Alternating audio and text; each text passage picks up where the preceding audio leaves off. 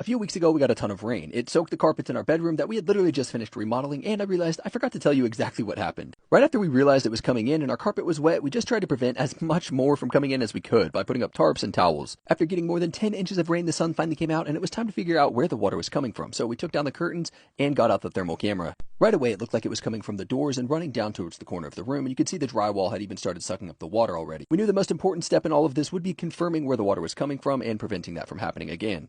So I started tearing out the walls, I tore out the old padding in the carpet, and fortunately we were able to salvage the carpet, but it just kept raining. I got out my level, and just as I thought, the slope did run towards the corner, so that made me think even more that it was coming in by the doors and running down towards the corner.